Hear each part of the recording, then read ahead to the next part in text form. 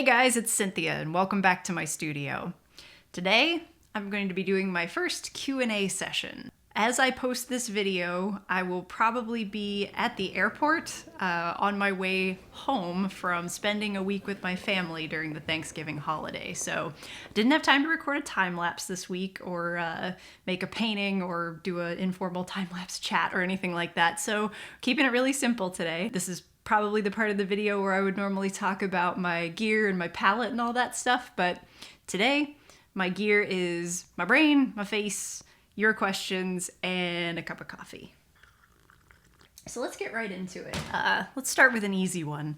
Artist63 asks, when did you know you wanted to be an artist? I was interested in art from an extremely young age. I was really fortunate to grow up in a house with an artist parent. My dad was a painter. So I was looking at, Rembrandt and Salvador Dali show catalogs from the National Gallery and stuff like that before I could read. But if the question is more about when did I know I wanted to be a professional artist, there were a few turning points, I'd say, throughout my life. But the one that really sticks out to me is on my 14th birthday, my granddad got me a copy of Spectrum 4. And if you're not familiar with Spectrum, it's an annual book that is kind of a collection of the year's fantasy art. And it was the first time that it occurred to me that being a fantasy illustrator was a job. I'd seen tons of illustrations before, and anytime I bought a book or a game with art on the box or anything like that, I think I just took for granted that art was just there. I never really thought about the person behind the scenes making it. So that was the first moment where I really thought, oh, this could be a good career for me. Eric Say asks two questions. The first is, you mentioned critique groups. Yes, I did.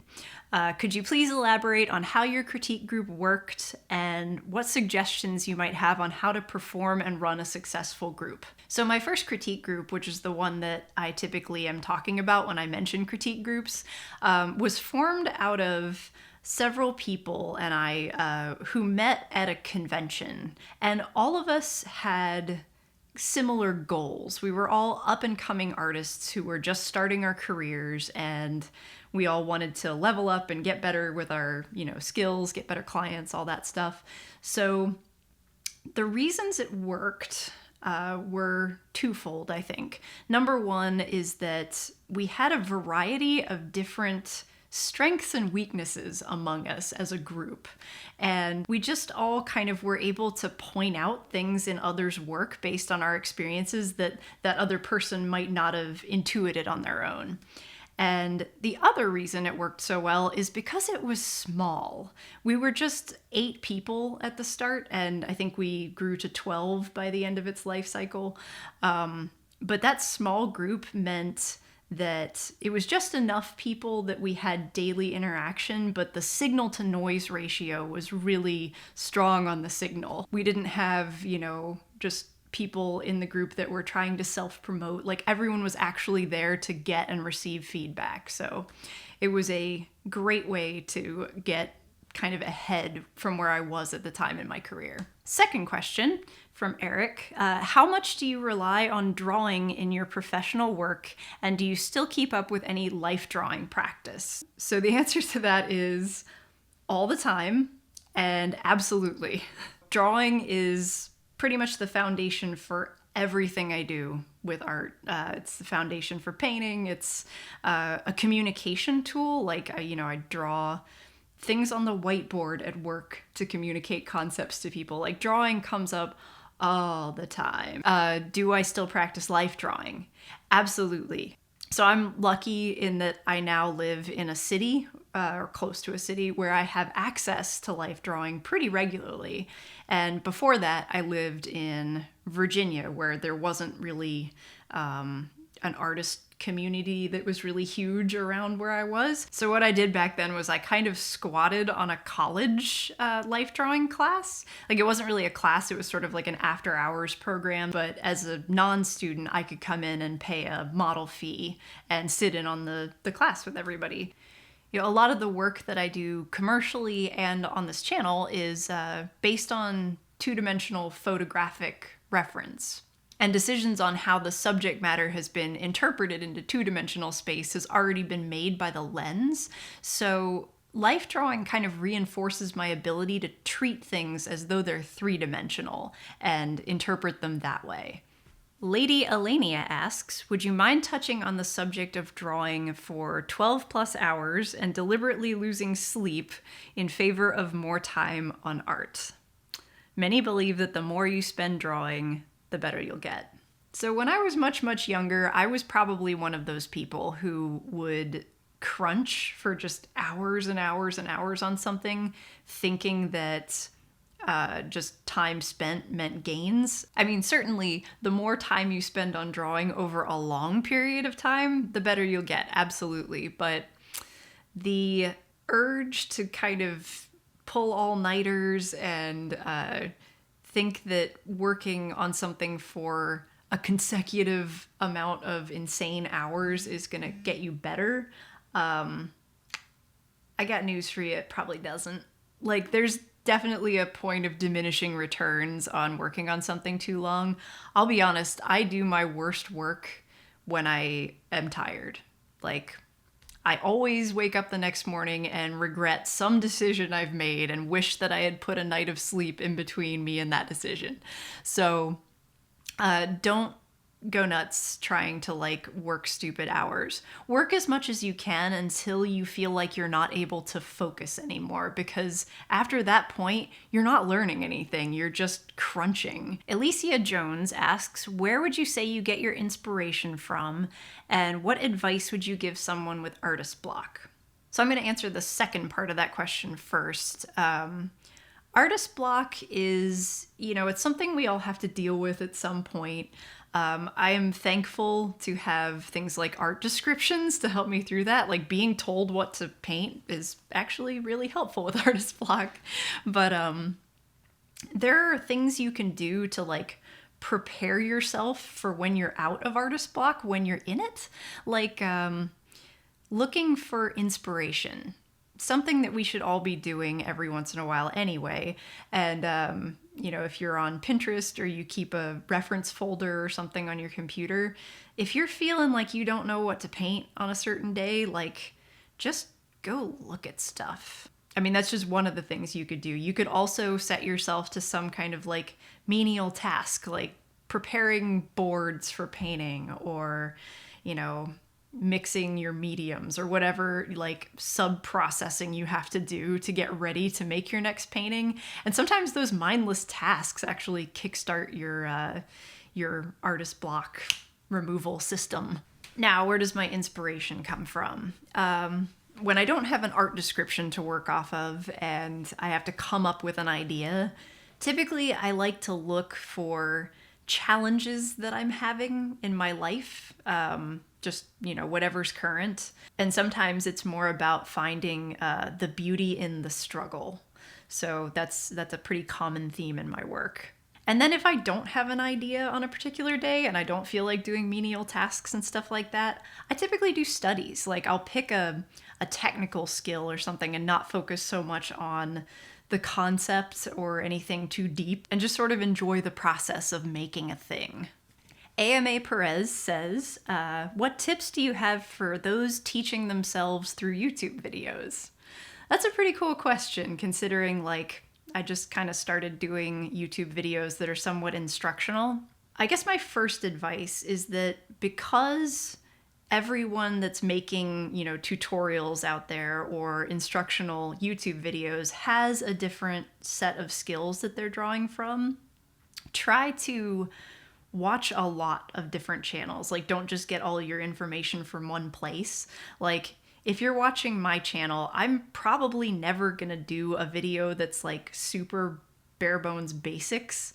Like, I'm just not that kind of a teacher, I guess. Like, there are lots of channels out there who would definitely do it better than me, but it's kind of up to you to assess like where you are with your skills and what you need to know next. Like, there's no substitute for having a dedicated teacher or teachers that can like figure out where you are in your process and what's missing by watching and talking to you. But YouTube can be a really, really great substitute for a lot of the basic raw information. And my other advice for this might seem kind of weird, but stick with it. When people are developing in art, we look for things like, painting tutorials or how to process types of videos. But there's way more to artistic development than just basic skills. Like, think about developing your taste level as an example. Taste level is more than just, figuring out what you find aesthetically beautiful. It's about communicating why something is beautiful or why you like something, and figuring out how to have a good critical vocabulary and, figure out why something works. So one thing that I like to do, because I watch a lot of YouTube too, is I like to watch movie reviews, like critical types of movie reviews where they get really in-depth, especially if they're visual. I'm always fascinated when someone points out something that I didn't catch.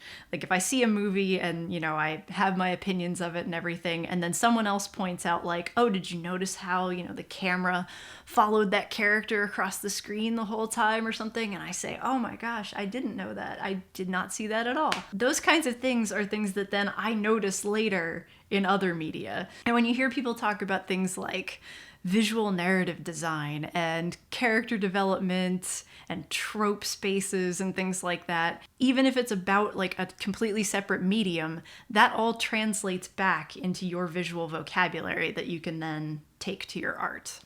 Lawrence Peterson asks, do professional artists know everything when it comes to technique and theory? No. Like I could fill tomes, like big fat books with everything I don't know about technique, and I know kind of a lot. So yeah, any professional that tells you they know everything about theory and technique is lying to you. Peter Green says, for us weekend warriors, it would be nice to hear what your day job was before you got to the point of making a living off your art. So I actually had a lot of day jobs before I went freelance full-time. I currently also have a job. I've been working as an art director for a few years, but there was a good long period of freelance there in the middle. And before that, I started out as just a receptionist. Like this was so long ago that I didn't even have a computer. All of the communication in the office was done by mail, phone, or fax. And part of my job description was unjamming the fax machine.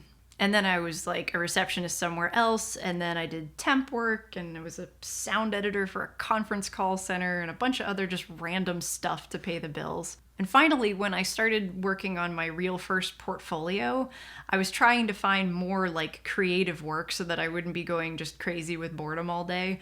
And I got a job as a production artist doing box mechanicals for a perfume company. That job involved matching swatches to different colors and typing ingredients lists on the back of packaging. And then after that, I did like temp graphic design jobs. The best temp job that I had, oh my God, I forgot about this. This agency calls me at like 7 a.m. and says, we have an emergency rush job for you. You need to get out to Danbury immediately. So I get in my car and I hurry off to this design firm and I sit down and I'm like, all right, what's the assignment? What's the job? And it turns out it was photoshopping booty shorts on celebrities. I don't really remember anything about what the job was for, but I do remember it was awesome. Something about like Bubba Sparks and butts. And so after that, I, did a 3-year stint at a mom and pop graphic design kind of house doing websites. And then I was a web designer again. And then I did UI for a bit. It was just like this random cascade of stuff that I had to do to pay the bills. On the side, I was working on my portfolio at first and then started getting some work and slowly built up that client base and got, a good amount of practice and a good reputation with enough clients who had regular work for me that I was finally able in 2011 to quit my day job. So I guess the lesson is like, if you are a weekend warrior that wants to start, doing artwork full time, hang in there. Because, we have to pay the bills. Like life happens and we all have to make our way regardless of whether it's glamorous. Kelly Ramirez says, I noticed I used too much Galkid medium and now the layer is overly shiny and weird. Might you give me a tip on how to fix that? Yes, I can. So first I want you to take your Galkid medium jar and put it aside.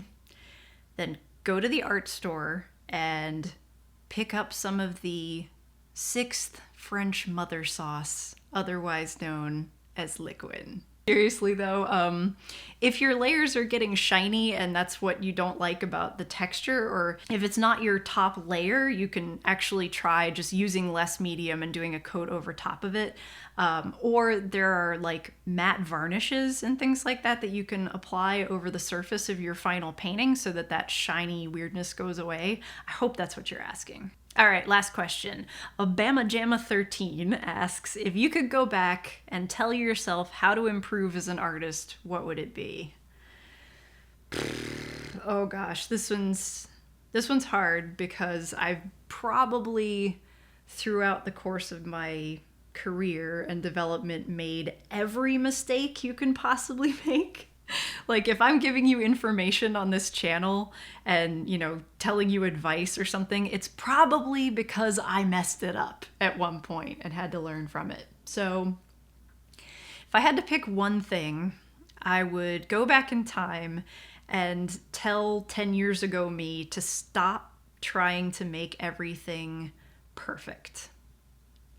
Because I had a pretty bad perfectionist streak for a very, very long time. And it got the better of me a lot because my own harsh inner critic caused me a lot of anxiety. And it made me second guess what my clients were looking for. It made me second guess what people would, you know, how people would react to my work and things like that. But over time, I mean, it's become pretty obvious that no one looks at my work the way that I do. Like no one's looking at my piece and going, oh, I'll bet if you weren't working on that at 2 a.m, you would have not over-rendered that one tiny thing in the corner. Like no one does that. And I would go like full Black Swan and tell myself, you know, messing up sometimes is definitely worth it. And sometimes perfectly imperfect is way more interesting. So thanks for watching, guys. I really hope you enjoyed the Q&A format. And if you did, let me know down in the comments section. And if you guys enjoyed this, I'll definitely do another one in the future.